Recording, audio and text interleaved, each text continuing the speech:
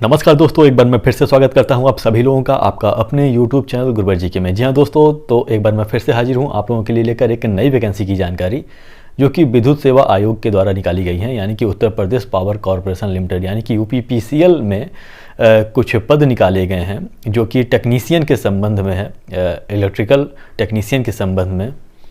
तो इसके बारे में हम जानेंगे कि कौन कौन सी योग्यता होनी चाहिए और कौन कौन इस फॉर्म को भर सकता है। तो इन सभी पहलुओं पे आज हम चर्चा करने वाले हैं। तो आगे बढ़ने से पहले मैं आप लोगों से रिक्वेस्ट करना चाहता हूं कि यदि आपने अभी तक हमारे चैनल को सब्सक्राइब नहीं किया है तो उसे सब्सक्राइब कर दें और बेल आइकन भी प्रेस कर दें।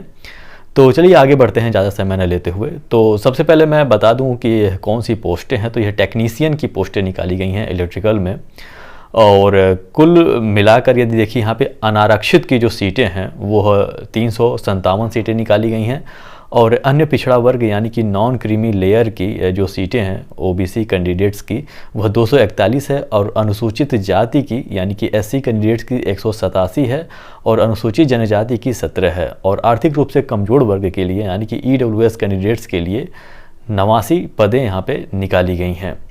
इसमें नीचे देखिए बताया भी गया है कि ये जो रिक्तियां हैं इनकी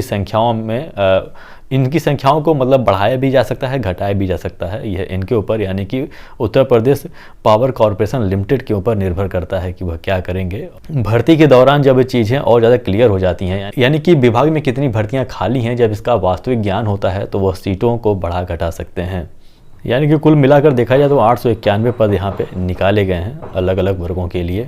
चलिए हम बात कर लेते हैं कुछ महत्वपूर्ण तिथियों की कि कौन कौन सी इसमें तिथियां महत्वपूर्ण होंगी। तो यहाँ पे देखिए सबसे पहले ऑनलाइन आवेदन पत्र पूर्ण करने की जो तिथि होगी यानी कि आपके ऑनलाइन फॉर्म भरने की जो तिथि होगी वह 27 सितंबर 2022 से इसके फॉर्म को आप भर सकते हैं, और 19 अक्टूबर 2022 तक यह फॉर्म भरा जाएगा। यानी कि 27 सितंबर से लेकर 19 अक्टूबर तक आप इसके फॉर्म को भर सकते हैं। वहीं फ़ीस जमा करने की बात करें तो फीस भी इसका जो है 27/9/2022 से लेकर 19/10/2022 तक आप भर सकते हैं। ऑनलाइन फ़ीस जो शुल्क लगेगा उसे आप जमा कर सकते हैं, लेकिन यदि आप ऑफलाइन के माध्यम से फ़ीस भरते हैं यानी कि चालान, बैंक चालान के माध्यम से यदि आप फ़ीस भरते हैं तो आप 21 तारीख तक इसके फॉर्म को भर सकते हैं। यानी कि 2 दिन अतिरिक्त आप लोग को समय मिल जाएगा, लेकिन आप लोग को जो चालान होगा वह 19 तारीख के पहले ही डाउनलोड करके निकाल लेना होगा, उसके बाद नहीं निकलेगा। तो इस बात का आप लोग ध्यान रखिएगा। परीक्षा की जो संभावित बताई गई है, तिथि बताई गई है, वह नवंबर का चतुर्थ सप्ताह यानी कि आप मान सकते हैं कि 21 नवंबर से लेकर 30 नवंबर के बीच इसका पेपर जो है वह हो सकता है।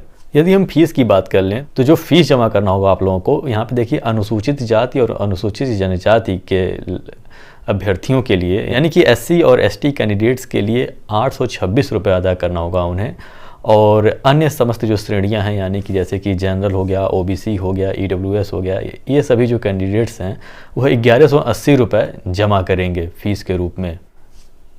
चलिए अब बात कर लेते हैं कि जो अनिवार्य शैक्षिक अर्हता क्या चाहिए यानी कि एजुकेशन क्वालिफिकेशन आपके पास क्या होना चाहिए। तो इसमें आप लोग का सामान्य रूप से हाई स्कूल या फिर उसके समकक्ष परीक्षा पास होना चाहिए, जो कि विज्ञान और गणित विषय के रूप में आप लोग का होना चाहिए। यानी कि आपका यदि विषय हाई स्कूल में 2 विषय विज्ञान और गणित रहा है, और साथ में यदि आपने इन विभिन्न ट्रेड्स से आपने आईटीआई किया हुआ है तो आप इसके फॉर्म को भर सकते हैं। यानी कि कौन कौन से आईटीआई के ट्रेड्स इसमें मांगे गए हैं, तो जैसे यहाँ पे देखिए इलेक्ट्रीशियन का हो गया, इलेक्ट्रिकल का हो गया, या फिर इलेक्ट्रिकल कौशल विकास के अंतर्गत विद्युत वितरण के संदर्भ में यदि आपके पास आईटीआई का सर्टिफिकेट है, और यदि आपने हाई स्कूल एग्ज़ाम पास किया है, मैथ और विज्ञान एज ए सब्जेक्ट्स के रूप में रहा है, तो आप इसके फॉर्म को आसानी से भर सकते हैं। वहीं मैं बात करूँ यहाँ पे देखिए दिया हुआ है कि जो दूरस्थ शिक्षा होता है यानी कि जो डिस्टेंस लर्निंग होता है वो इसमें मान्य नहीं होगा। यदि ऐसा कोई अभ्यर्थी जिसने दूरस्थ शिक्षा से यह सभी अनिवार्य अर्हताएँ प्राप्त की हैं तो वह इस फॉर्म को नहीं भर सकता है, इसमें साफ तौर पे कह दिया गया है। यदि मैं आयु की बात करूं तो इसमें देखिए आयु की जो गणना की जाएगी वह 1 1 यानी कि 1 जनवरी 2022 से की जाएगी और जिसमें कि न्यूनतम आयु आपकी होनी चाहिए 18 वर्ष और अधिकतम 40 वर्ष होनी चाहिए। यानी कि 1/1/2022 को आपकी जो उम्र है वह 18 साल से कम नहीं होनी चाहिए और 40 साल से अधिक नहीं होनी चाहिए। लेकिन यदि आप अनुसूचित जनजाति या फिर अनुसूचित जाति या फिर अन्य पिछड़ा वर्ग के संदर्भ में आप फॉर्म भरते हैं तो आप लोगों को 5 साल की इसमें छूट दी जाएगी। चलिए बात कर लेते हैं हम चयन प्रक्रिया की। तो चयन प्रक्रिया, इसका जो साधारण चयन प्रक्रिया है, इसमें एक परीक्षा आप लोग से कराया जाएगा जो कि CBT किस्म का होगा, यानी कि कंप्यूटर बेस्ड एग्जामिनेशन होगा, यानी कि ऑनलाइन एग्जाम आप लोग का कराया जाएगा और एक ही प्रश्न पत्र होगा और वह एक प्रश्न पत्र जो होगा वह 2 भागों में विभाजित होगा। अब प्रथम भाग की सबसे पहले मैं बात कर लेता हूं। तो प्रथम भाग में कुल 50 प्रश्न पूछे जाएंगे जो कि CCC स्तर का, जो कंप्यूटर का जो CCC स्तर के जो कंप्यूटर के प्रश्न आते हैं उसी से संबंधित कंप्यूटर के 50 प्रश्न होंगे और प्रत्येक प्रश्न 1 अंक का होगा और अधिकतम अंक जो होगा वह 50 अंक का होगा क्योंकि 50 क्वेश्चन इसमें आएंगे और 1/4 इसमें ऋणात्मक अंक यदि आपको कोई गलत प्रश्न कर देते हैं, किसी का उत्तर यदि आप गलत देते हैं तो 1/4 अंक काट लिया जाएगा जो आपने सही किया होगा उसमें से। ये जो होगा वह केवल क्वालिफाइंग नेचर का है, तो इसमें आप लोग को देखना होगा कि इसमें कम से कम 20 नंबर आप लोग को प्राप्त करना है। यानी कि जो प्रथम भाग होगा पेपर का आप लोगों का, जो कि कंप्यूटर टेस्ट से संबंधित 50 प्रश्न आएंगे, तो 50 प्रश्न में से यानी कि 50 नंबर में से 20 नंबर आप लोग को पाना अनिवार्य है।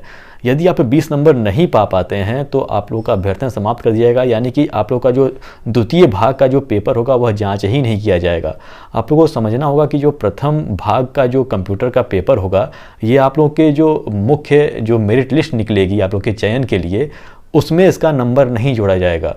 इसमें यदि आप 50 में से 20 अंक या फिर उससे अधिक अंक लाते हैं तो आप क्वालिफाई माने जाएंगे, यानी कि ये निर्धारित कर देगा कि आपका जो मुख्य परीक्षा का यानी कि जो द्वितीय भाग का जो पेपर होगा उसका जो नंबर है वह जांचा जाएगा, यानी कि उसका नंबर आपका चढ़ाया जाएगा। उसके बाद इसका संबंध खत्म हो जाएगा पेपर से, यानी कि आपको 50 में से 20 नंबर लाने हैं, उसके बाद आप इसे भूल जाइए। फिर आपका जो कट ऑफ तैयार किया जाएगा वह द्वितीय भाग यानी कि प्रश्न पत्र के द्वितीय भाग से तैयार किया जाएगा। प्रश्न पत्र का जो द्वितीय भाग होगा वह भी वस्तुनिष्ठ प्रकार का, यानी कि MCQs टाइप के प्रश्न उसमें पूछे जाएंगे और 1/4 अंक का इसमें भी कटौती किया जाएगा यदि आपका कोई उत्तर गलत होता है तो। और प्रत्येक प्रश्न जो होगा वह 1 अंक का होगा। यहाँ पे देखिए बंटवारा भी किया गया है। इसमें सबसे पहले मैं बात करूँ तो सामान्य अध्ययन यानी कि GS और रीजनिंग के जो प्रश्न आएंगे वह 20 प्रश्न पूछे जाएंगे और 20 अंक के आएंगे वो। और सामान्य हिंदी जो कि हाई स्कूल स्तर का होगा यह 15 प्रश्न इससे पूछे जाएंगे 15 नंबर के। और सामान्य अंग्रेजी की मैं बात करूं हाई स्कूल स्तर की तो इसमें भी 15 प्रश्न आएंगे और 15 अंक के भी रहेंगे। सबसे अधिक जो प्रश्न आएंगे वह तकनीकी क्षेत्र से आएंगे, यानी कि जिस तकनीकी क्षेत्र से आप लोगों ने फॉर्म भरा है, जिसमें जो ITI इसमें मांगा गया है, जिस ट्रेड से आपने किया है उस ट्रेड से संबंधित कुल 150 प्रश्न आएंगे जो कि 150 नंबर के होंगे। यानी कि कुल मिलाकर देखा जाए तो यह 200 अंकों का पेपर होगा जो कि भाग दूसरा होगा, 200 अंकों का होगा और 200 अंकों के आधार पर ही आपका फाइनल मेरिट लिस्ट तैयार किया जाएगा। इसमें देखिए एग्ज़ाम सेंटर के बारे में भी बताया गया है कि आपके जो एग्ज़ाम सेंटर हैं वह लखनऊ, वाराणसी, मेरठ, आगरा एवं कानपुर शहर में हो सकता है।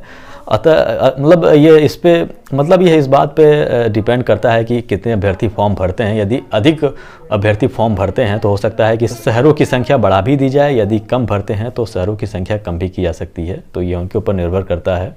तो दोस्तों यही जानकारी देनी थी जो कि UPPCL में जो टेक्नीशियन के पद निकाले गए हैं उसके संदर्भ में। आशा करता हूं कि आप लोग को यह जानकारी पसंद आई होगी। यदि जानकारी समझ में आई तो इसे लाइक कर दीजिएगा, हमारे चैनल को सब्सक्राइब कर दीजिएगा और बेल आइकन भी प्रेस कर दीजिएगा ताकि जब हम नई वीडियो लेकर आएँ तो उसकी जानकारी आपको हो सके। तो हमारे साथ बने रहने के लिए बहुत बहुत धन्यवाद। मिलते हैं अपने अगले वीडियो में।